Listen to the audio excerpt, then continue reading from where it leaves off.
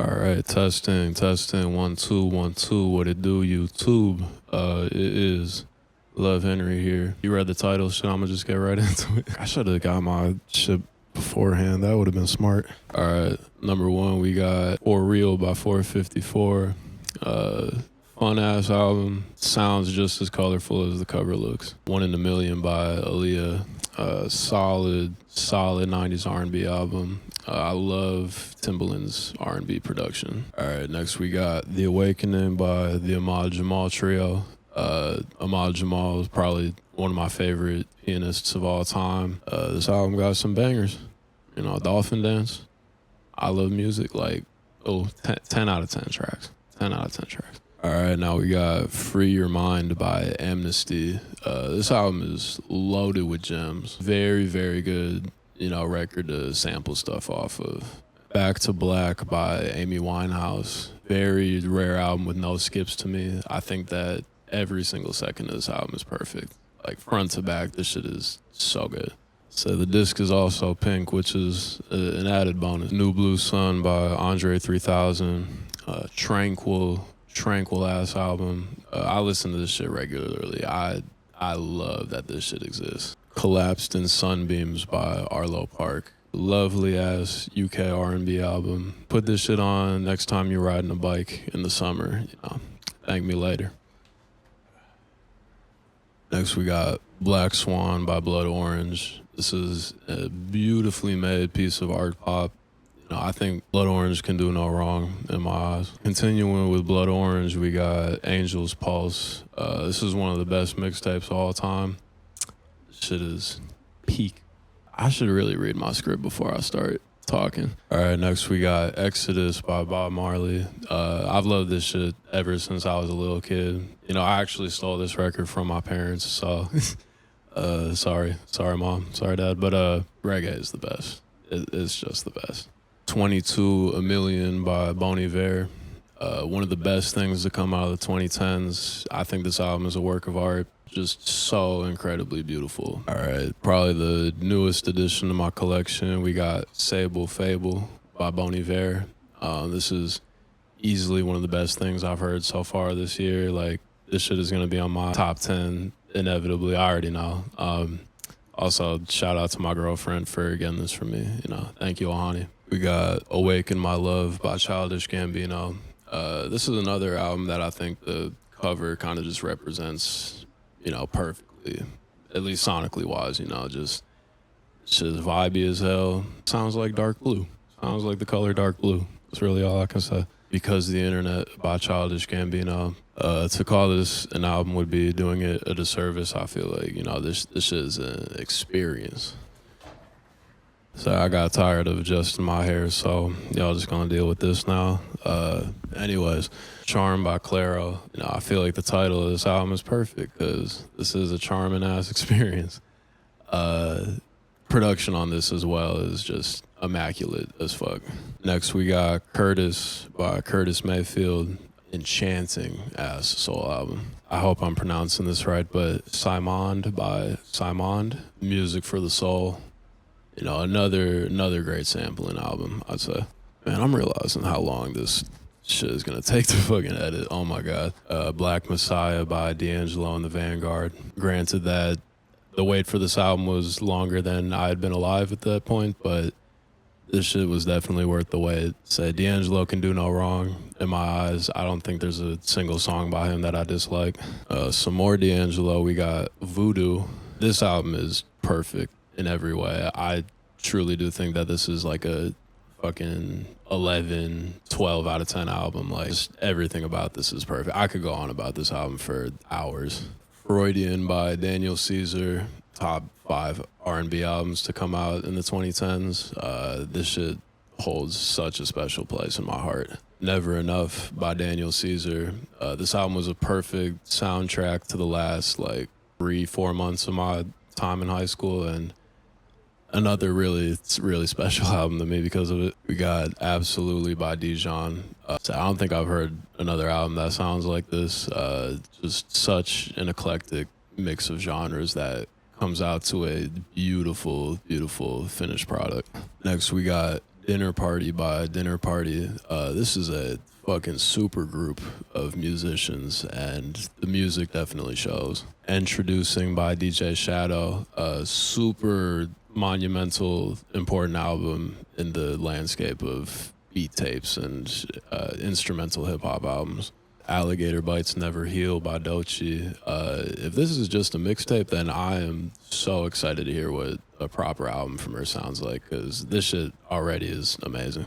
Feet of Clay by Earl Sweatshirt. This is a fucking dark ass EP, but I love everything that Earl makes, so of course I was gonna eat this shit up.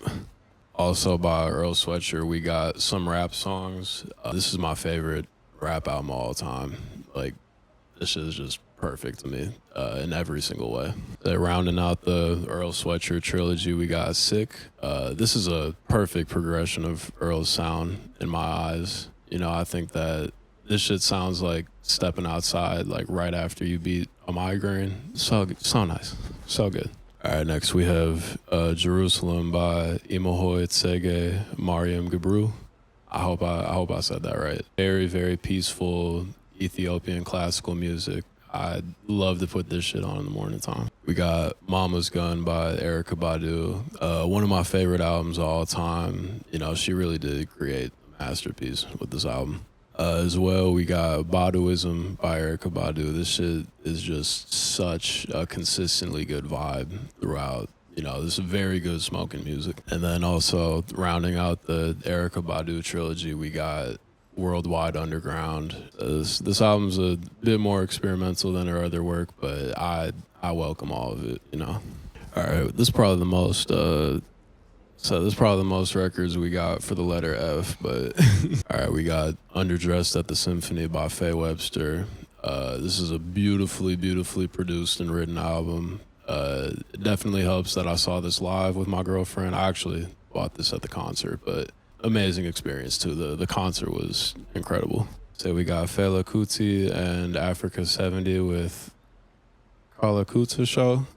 So it's an amazing ass Afrobeat album. Whenever I have kids, they're gonna be listening to this album a lot. All right, we got Flamingo Pier by Flamingo Pier. I'm gonna be completely honest. I literally just bought this based off the album cover. I don't care for it that much. It's not my cup of tea, but it is what it is. Shit. All right, now we're beginning the Flying Lotus section of the video, which is going to be a lot of Flying Lotus. But, all right, we got Flamagra by Flying Lotus. Probably not my favorite work from him, but it's still very solid. And I think the guest features add a lot to this album. All right, we got Pattern plus Grid World by Flying Lotus. This is a very good EP. I love the more like electronic sounds on this album. All right, we got Cosmogramma by Flying Lotus. Nothing sounds like this album. This shit is genuinely one of a kind in the best way possible. We got Los Angeles by Flying Lotus. This shit blew my mind the first time I heard it. Like, genuinely, every time I listen to this album, I always feel like making beats afterwards. So we got You're Dead by Flying Lotus. Crazy jazz, hip-hop, electronic fusion. Now, this shit literally sounds, again, like how the album cover looks like. This shit is crazy. We got Until the Quiet Comes by Flying Lotus, underrated album in Flying Lotus's discography. You know, I think that there's so many good moments on this album. Capping off the Flying Lotus saga, we got the Yasuke soundtrack. I wish I liked the miniseries more than I did, but the soundtrack is still really good. All right, we got Promises by Floating Points, Pharoah Sanders, and the London Symphony Orchestra. This is one of the most beautiful things I've ever listened to in my life. Like, truly front to back. Like, this is a must listen at some point in your life. All right, next I got my bootleg of Blonde by Frank Ocean. For a long time, this was my favorite album of all time, and for good reason, because I truly think that this shit is flawless. I got a bootleg of Endless as well. This is what I listen to when I want Blonde, but a lot sadder.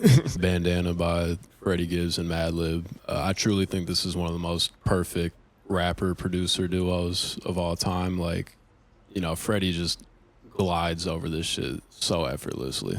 Say as well, we got Pinata by Freddie Gibbs and Madlib, which same deal. Like this shit is just so solid and cohesive throughout. So we got LP1 by FK Twigs. This is the first album I ever heard by her, and instantly I became a fan. Like this album sounds so ethereal. The score by the Fugees.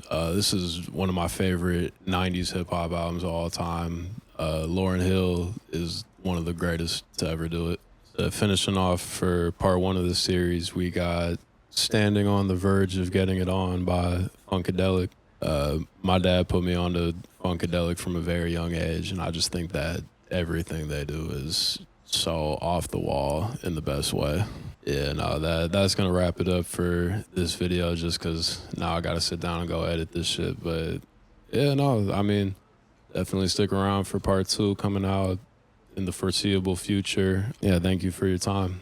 If you made it all the way to the end, I appreciate you listening to what I had to say about the music I love. So thank you truly. Until next time, peace.